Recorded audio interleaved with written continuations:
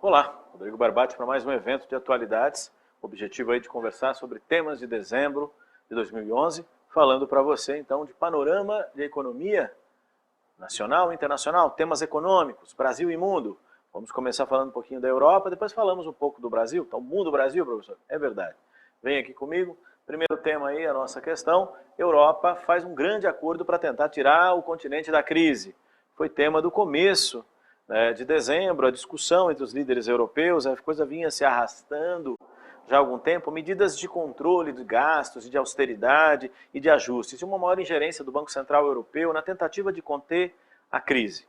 Esse é o objetivo. Então, fizeram um comunicado, se propondo a manter regras mais rígidas no controle de dívida pública e aumentar o repasse de recursos para o Fundo Monetário Internacional para ajudar no resgate de países quebrados. Essa é a questão.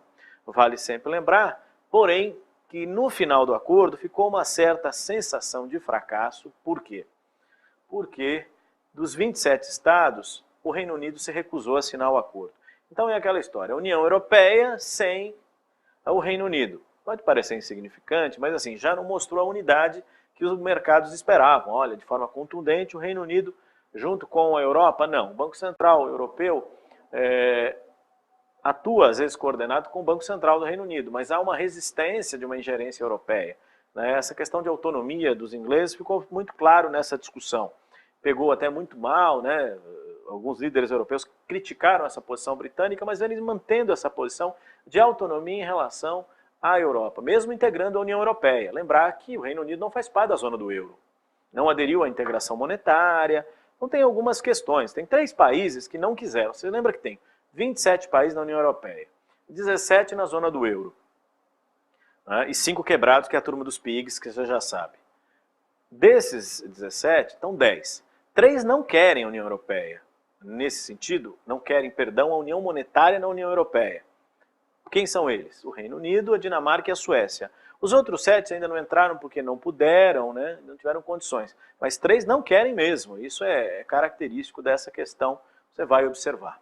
Além disso, cabe lembrar a repercussão, porque tanto o primeiro-ministro David Cameron quanto o ministro das Finanças dizem que o objetivo é proteger o sistema financeiro do Reino Unido de uma intervenção excessiva da União Europeia.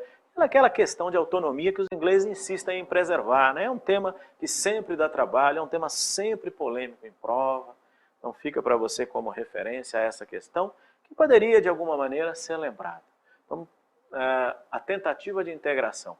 Muitas vezes já se falou, porque o avaliador fala da união econômica, fala dos países do euro, não é uma pergunta propriamente sobre o acordo, mas das resistências a essa integração, que paulatinamente o Reino Unido tem demonstrado em alguns momentos. E isso é um tema para você observar, ok? Fica como referência. Além disso, temos que destacar também o PIB brasileiro. O Produto Interno Bruto brasileiro terminou o ano estagnado, e confirmou esse cenário de queda, vinha já há algum tempo sendo registrado. A economia apresenta esses números de maneira a destacar, se você recordar, que nós vínhamos de um crescimento exuberante em 2010 de 7,5% e tivemos em 2011 2,7%. Efeito da crise, A economia deu uma estagnada nesse cenário, os números foram divulgados pelo IBGE, você vai recordar, no começo de dezembro, falando justamente da desaceleração. E é interessante lembrar que a indústria foi aquele que puxou os números para baixo. Então, aquele que teve o maior impacto sobre os indicadores econômicos. Então, é interessante essa estagnação e o peso e o impacto gerado pela crise. Isso é indiscutível, com a indústria puxando o freio dos investimentos, das contratações, isso vale observar. Então você vê que a estagnação, nós vínhamos de 1,3 no primeiro trimestre, 0,8 no segundo e 0 no terceiro trimestre. Então os números divulgados do PIB 2011 são números ruins, em queda, nesse sentido. Tanto é que o governo, você lembra, reverteu o aumento dos juros, vinha cortando e vem cortando a taxa Selic, reduzindo os juros, aumentando o crédito, diminuindo impostos, estimulando o consumo, para tentar reverter esse cenário de estagnação. É interessante observar também que no acumulado 12 meses, se você considerar o terceiro trimestre, que pegaria aí, então 2010, 2011, ficou em 3,7. Porém, quando você observa em 2011, nós tínhamos, naqueles primeiros 9 meses, 3,2. Como o desempenho é ruim também no último trimestre, aí terminamos o ano, com os números divulgados em março de 2012, que o PIB cresceu, então, 2,7%. Mesmo assim, o Brasil se torna a sexta economia do mundo, passando justamente o Reino Unido. Então, depois dos Estados Unidos e China, vem o Japão e a Alemanha, a França e o Brasil. As 6 maiores economias do mundo. O Reino Unido vem caindo, perdeu esses postos que mantinha, né? A França também tinha passado, e aí a economia brasileira caminha. E nesse ritmo, mesmo com um crescimento próximo a 3 ou abaixo disso, o Brasil deve terminar o governo Dilma como a 5ª maior economia do mundo, passando os franceses também. Então, a perspectiva colocada nesse cenário.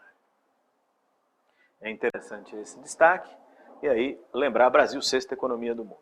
Aqui internamente o governo tomou algumas medidas para enfrentar a crise, fazendo um anúncio no corte de impostos, então vale aí observar o que ocorreu na questão do IPI.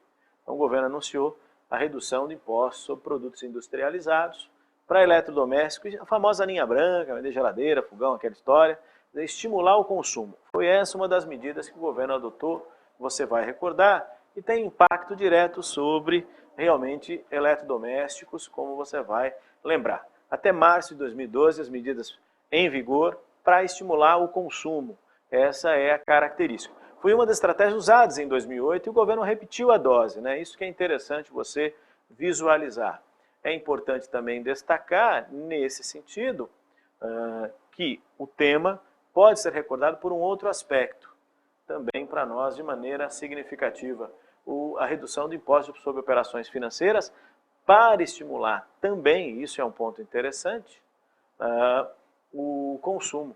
Mais dinheiro no mercado, menos impostos, reduzindo juros também, a taxa Selic em queda, para fazer frente, né? É um cenário intrigante, porque o PIB veio caindo, né? A inflação subindo, então o governo tem esses problemas a enfrentar, de um PIB em queda e uma inflação em alta. Você vai lembrar que a inflação fica em 6,5%, contra 5,9% de 2010, então nesse cenário o governo tem a inflação em alta, vinha usando juros como esse fator, mas teve que quebrar esse ciclo, por isso os juros caíram, para estimular o consumo. Então são duas frentes aí, né? Controlar os gastos governamentais, conter a inflação, mas evitar a estagnação econômica, são desafios colocados para o governo Dilma para 2012. Né? Então o corte no orçamento feito em 2011, novos cortes foram anunciados em 2012, então a perspectiva aí, numa demanda de fortes investimentos em infraestrutura, até pelos eventos que o país vai sediar, vão colocando em dúvida justamente essa capacidade de enfrentar, né, esses cenários. Mas a avaliação internacional é ótima, o país tem recebido um monte de dinheiro, o afluxo de dólares do país é gigantesco, tanto é que o governo andou tributando investimentos, comprando moeda para forçar a alta do dólar. O cenário internacional também tem pesado nessa questão. São temas, são elementos que você deve observar quando o conteúdo aí está presente, certo? Muito bem. Vem aqui comigo, dá uma olhadinha no exercício.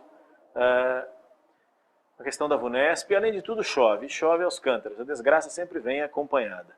Os gregos não só estão falidos, provocando calafrios em toda a União Europeia e ameaçando aniquilar o euro, estão encharcados. A crise financeira que atinge esse país da União Europeia decorre principalmente do elevado déficit público. Professor, Grécia, uma questão de 2010, professor, por favor.